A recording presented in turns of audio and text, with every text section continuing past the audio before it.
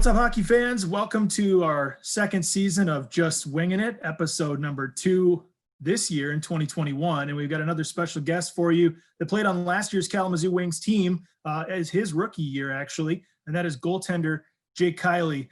First of all, how are you, man? What's up? Hey JP, what's going on? It's nice to be doing this again with some familiar faces, but just up here in Vancouver right now for training camp and getting ready for the season ahead of us. First of all, congrats on signing your second pro contract, I guess, as a restricted free agent, signing on again with the Canucks. Awesome for you, and another cool experience. We'll get into that in a second. You're our fourth goalie on the show so far. I'm trying to count them up in my head. Our fans love goalies. You probably know everywhere you played. So you have shoes to fill: Joel Martin, Jake Hildebrand, and George Gagnon, alumni of the K-Wings from the 70s. Yeah, no, I mean, that's, like everybody loves to hear from goalies, right? But no, those guys, they've all been awesome. I apologize for all these dings coming up on my computer, but no, yeah, I mean, those three names are all pretty legendary in the K-Wings program, right? But I got the opportunity to play with Hildy last year, and that was an experience because he's a great guy, a great goalie partner, and having Marty as a coach was another awesome experience for me. I mean, he's a wealth of knowledge in the goaltending world and with Kalamazoo, of course. So that was, a great experience for me last year and learning a lot from both of them. Let's take it from the top. You mentioned you're at the Vancouver Canucks training camp right now. I know hockey fans all around the U.S. and Canada are ecstatic that the NHL is going to be starting very soon. The AHL will follow suit. For you, it's your second pro camp up there in Vancouver. As a rookie coming out of Clarkson last year, you got to take part in the Canucks and then Utica's camp, and then eventually played most of the year in Kalamazoo. How is this year, maybe especially considering kind of the crazy circumstances with the pandemic and everything, how is this year's training camp different from your rookie year? Yeah, I mean, kind of all around, just thankful to be playing right now. Thankful to the NHL and the Canucks organization that, they're able to have us out here, and we're kind of able to do what we love and play the game that we love. But I mean, last year was, there were a couple things that made it different. I had rookie camp before training camp, and then training camp itself was only 3 days long. And, to be honest, this is kind of just an extension right now of that 3 days. We have 10 days. And, another big thing that's kind of different from last year is the fact that there's no exhibition game. So a couple of these days that we have at training camp are kind of dedicated to inter squad scrimmages and kind of replicating what a game day would be like. So, I mean, it's different in a way that now it seems like we're more doing the things that we need to get ready for the season. Whereas last year was kind of getting back into shape, doing a lot of kind of tough practices. And then once camp was over, it was gearing up towards the games. But right now we're kind of doing everything to get ourselves ready for the games themselves.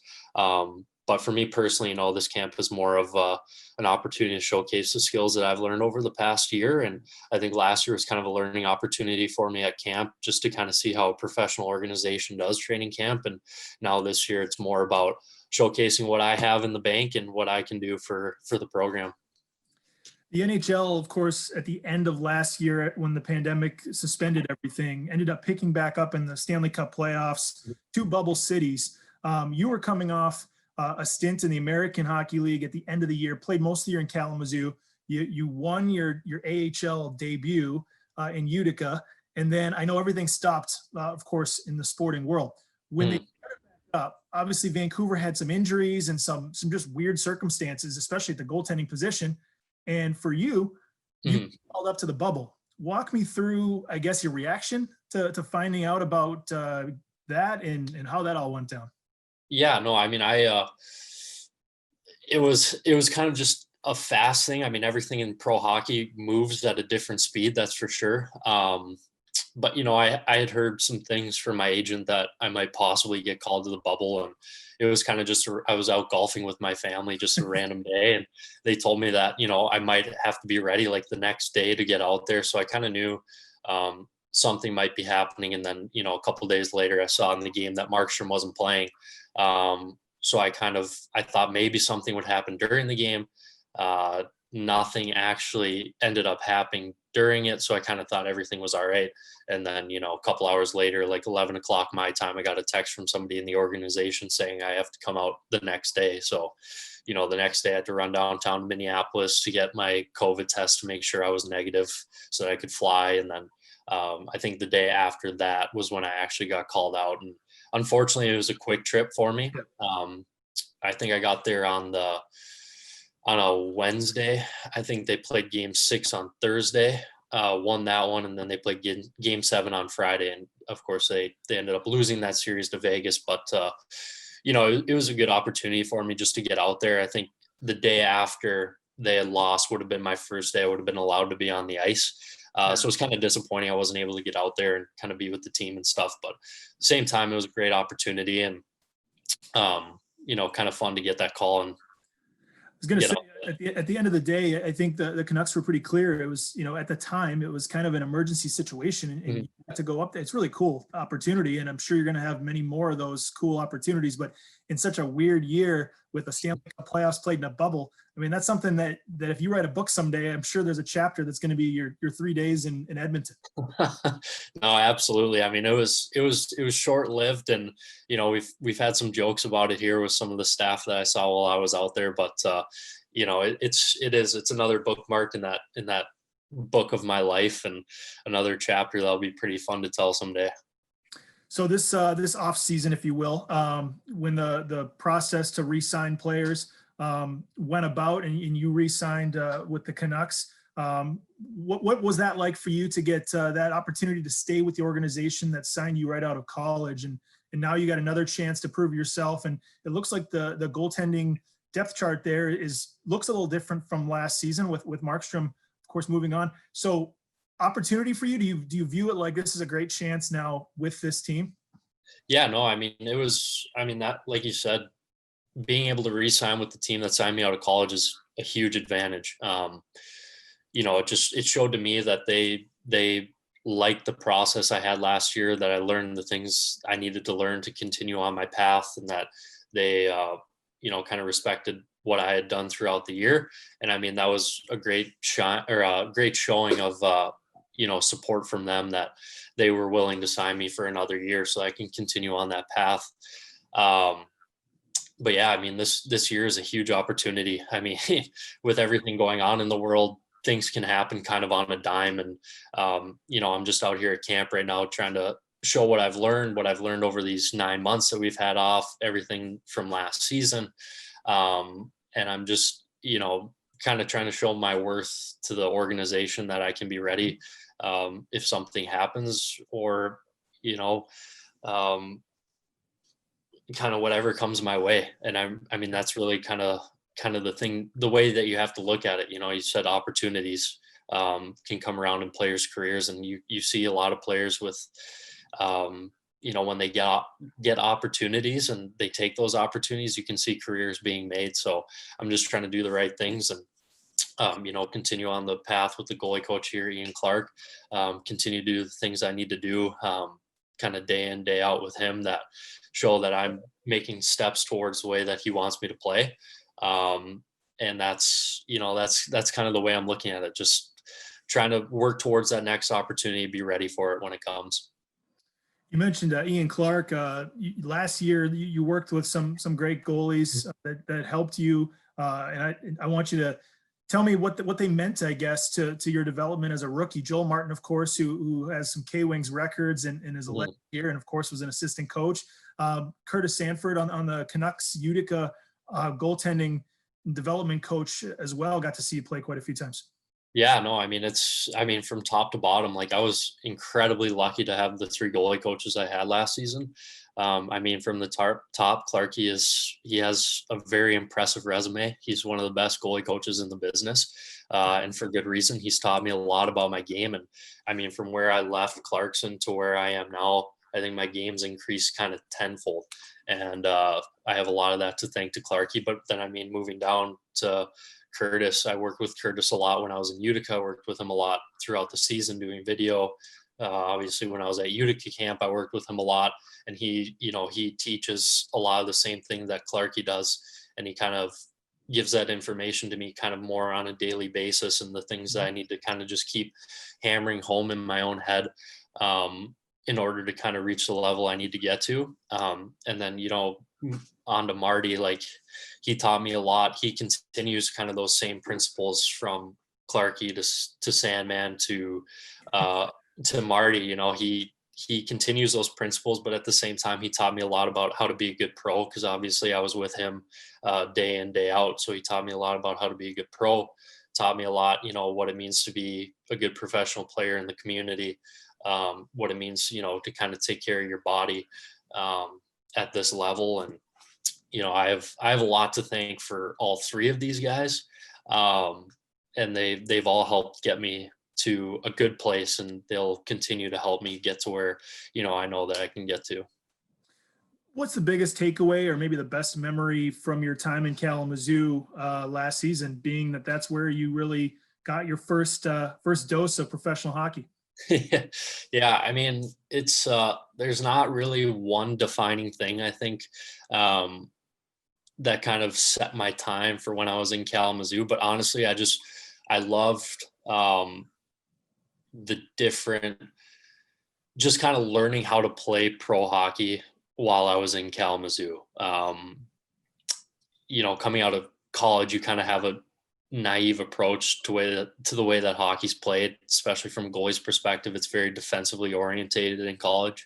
And in pro hockey, it's kind of a more open game. And, I love that about Kalamazoo. It taught me, you kind of need to brush away bad games and then continue yourself forward to a new game. Unfortunately, we weren't able to get a whole lot done last year in Kalamazoo, but I mean, there were so many factors that played into that. We had a lot of injuries, had a lot of, guys getting called up, and just a lot of fluctuations in the lineup that made things tough to be consistent game in, game out. But, I just love being around the guys and making a lot of those relationships with them, and learning a lot from everybody that was in the organization, and kind of just how to play pro hockey was fun. You talked a little bit about how Joel Martin and a few others really helped teach you how to be a pro in the community. To me, I've known you a while now. I mean, that seems like something that you've always had, valuing that aspect with the fans. And I think it showed when we did our season-ending team awards, where the coaches nominated you as one of the finalists for the Sportsmanship Award. The fans voted you the winner. I know it's probably a small thing on your mantle that you're building in your career, but what did it mean just to get that recognition? Yeah, I mean, it means a lot, honestly, because without fans, there's no game, right? Like, without people coming out and supporting us, it doesn't make it as fun to show up to the rink every single day. It doesn't make it as fun to play the game. So without the fans, you really don't have much of a game. And for the coaching staff to recognize me as somebody who kind of did some of those right things in the community means a lot, because it's something that I kind of pride myself on, is being a good team player and being a good leader inside the community. Because at the end of the day, a lot of people look to us to be leaders inside the communities we play in, and do the right things, and that's something I strive to be each and every day. So getting that recognition was awesome. And it honestly was fun being in Kalamazoo last year, and being recognized around the city by the fans and stuff like that. So it was honestly great recognition, and I've never had an award like that before, so I'm pretty proud of that one. We've known each other, I guess, now 6 or 7 years, and I know the fans probably would like the behind the scenes stories of how you got to where you are in your career. And when I met you, it was with the Austin Bruins in the North American Junior League, and it was your first year in that league. And I think when the season started, you might have even been the backup to whoever was the planned starter, but it turned out you took over the job and took them all the way to the finals. I want to ask you about the overtime game in the finals. I'll never forget it. And it's the longest game I've ever broadcasted, but you were in net. And I know it didn't end the way we would have liked in Austin, but 4 overtimes, man, what was going through your head as that game was picking on? JP, I wasn't in net for that one. That was Oh, that's right. was You know Evan what? Smith. It I was went in the Evan. next It night. was it was Evan Smith. You Yeah, played last night. See, yeah, my memory's already jaded. I yeah. mean, six or 7 years, and I'm gonna have to check it out for my memory. No, it's all good. But hey, I mean that even being on the bench for that game taught me a lot about hockey and what it means to kind of grind through some adversity. Because like I was the only guy with energy on the bench, and I remember our captain coming over to us and telling me like, "You got to be the one that's screaming right now on the bench because nobody else can." So this is a real question. Then on that note, Mhm. one's kind of joking, but Evan Smith's and both goalies are playing out of their mind. Mhm. You get to the fourth overtime. Was there any discussion from head coach Chris Talk, assistant coach Jamie Huffman, who I respect a ton from what they did? Was there any talk about maybe switching it up and putting you in, or you go with the hot hand? Evan's been playing the whole game. I never asked, and they never said anything about it. Obviously, in Austin, it's kind of a tight locker room, so they Yeah. never. If they would have reached out to me, it kind of would have been heard by the whole team. But Right. I think at that point, like you're 4 overtimes deep. As long as your body doesn't shut down on you, you just got to go with the guy who's making saves, and be kind of a tough situation to get thrown into. So happier memory. The next season, you're in Yep. Tri-City in Kearney, Nebraska, in the USHL, and you guys win the whole thing, the Clark Cup. One of your teammates, Nico Sturm, was also Yeah. Austin, the year Austin went to the final, and you guys went to college together at Clarkson. First of all, Yeah. how special was that team that won the Clark Cup? And then what's your relationship like with Nico? Yeah, I mean that was kind of just the true example of a team coming together at the right time and playing good hockey as a team. I mean, at the beginning of the year, I think we were last in the Western Conference for like the first 20 or 25 games. And then by the end, we had won the Western Conference. We were rolling pretty well. And, we just got on a hot streak and everybody was getting along in the locker room. I was really close with the staff. I was really close with all the guys on the team. We enjoyed showing up to the rink, working hard together, going through bagger workouts, bagger skates, because it was just fun to be together. And honestly, it kind of came together towards the end there in that championship. And, honestly, when you're talking about Austin, it's just kind of funny because people don't remember the times that you lose in championships. I had lost the previous, I think, 3 seasons in the final championships. And then it kind of came together and I pieced it together to win one finally in the USHL. But yeah, Nico was a huge part of that. He's, I mean, you can't find much of a guy who works harder than him. And he's just kind of the epitome of, he gets what he deserves because he works so hard for everything. And I respect that. And it kind of worked for us. I mean, we played together in Austin. Next year we lived together in Tri-City, and then we were roommates for 3 years at Clarkson. So we have a pretty solid relationship, but he just, he does what he needs to get himself to the next level. He was a huge part of our success in Tri-City, Austin. I mean, Clarkson, he was an anchoring center for us basically from the time that he got in. And now he signed a 1 year or a 2 year one-way contract with the Minnesota Wild. And, I think he has a pretty good chance to make it there. So he's just the type of guy that he kind of brings the people up around him, and just expects the most out of people. And I respect him a lot for that. It's just an interesting parallel for a hockey fan that's followed your career and Nico's career, that you two, same junior team, same college team, and now you're both pursuing your pro dreams on NHL contracts. Of course, as you said, he's in Minnesota. And I just remember from when you guys were 17, 18-year-olds, first-year juniors, how much you guys were leaders in that locker room and carried yourself like a pro, even as a first-year junior player. And that was something the coaching staff echoed. So I had one more question for you before we get to some rapid-fire fun ones. That's your friendship with Aaron Tho, another player you went to Clarkson with that started his pro career last year with Kalamazoo. Yeah, no, I mean, we had, he was there for all 3 years that I played at Clarkson. So he was a grade above me. But we obviously played together for 3 years before I signed and he graduated. But another, key piece to what we did at Clarkson, he was another one of those kind of leaders in the locker room who kind of did what he needed to make us better all around. We had, I think, while we were there, 3 in-season championships, 1 ECAC championship, which is a feat that hadn't been done at Clarkson for 10 plus years.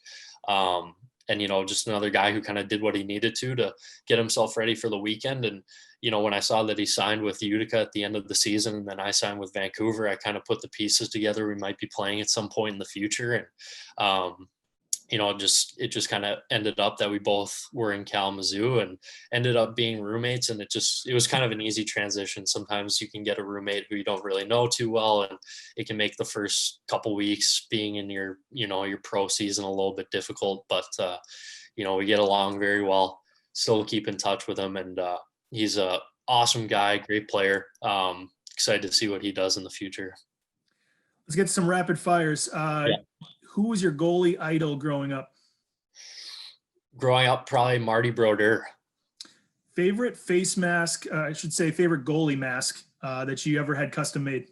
My Tri-City one. Simple. It just had a lightning bolt down the side, and I had some meaningful stuff on the back. So that was definitely my favorite. What's your favorite summertime activity away from the rink? Golf. Let's get to I was going to save it, but what would be your ideal golf foursome? You could pick anybody. That's a tough one. I would have to go, Tiger. Like, that's hands down. You have to have Tiger in that group. I would love to have Phil Mickelson in there too. It'd just be fun to see those two go head to head, and then, to have another lefty in there would be pretty awesome. And then on top of that, I'd probably, another one of my golf idols growing up, Ricky Fowler. Yeah. I think it'd be just awesome to play with those guys. What's your best hockey memory? Probably a lot to choose from. Short answer, Clark Cup. Yeah.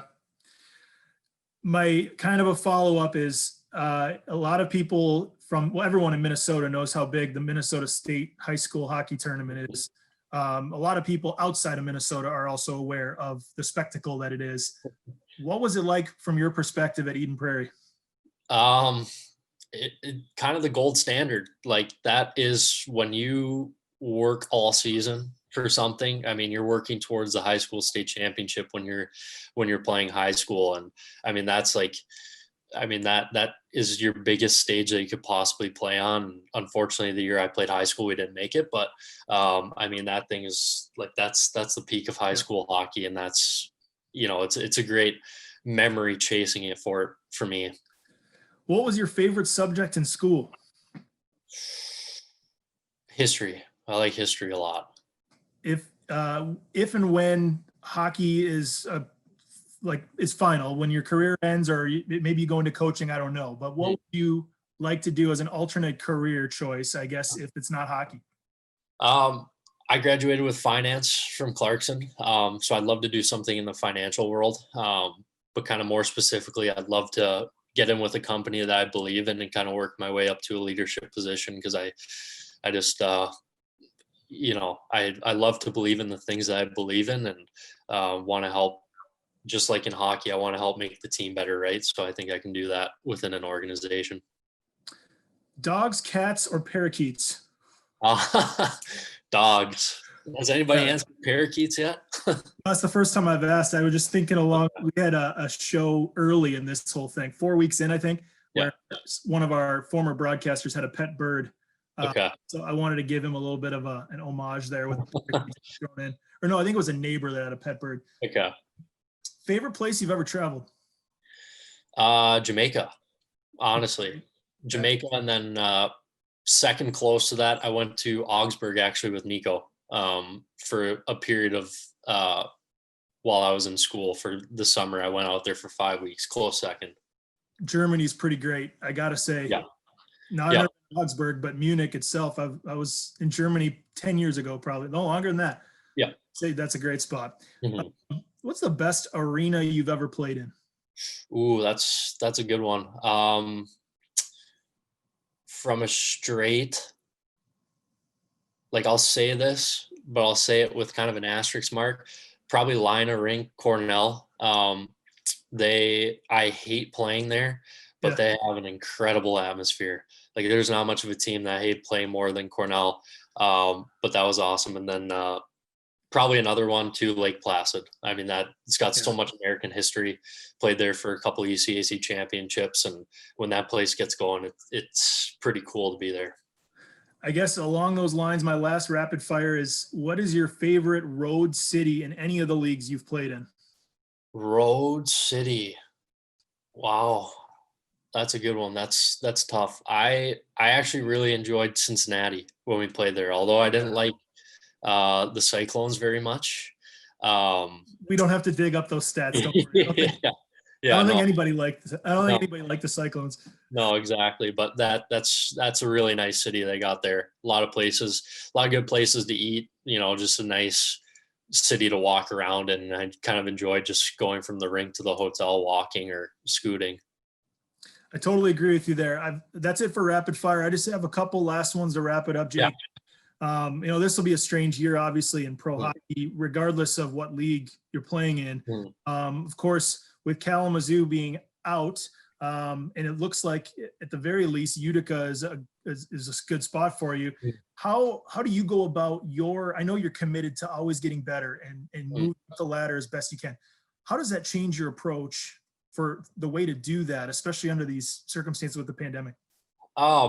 Yeah, I mean, you just kind of have to be conscious about what you're doing, you know.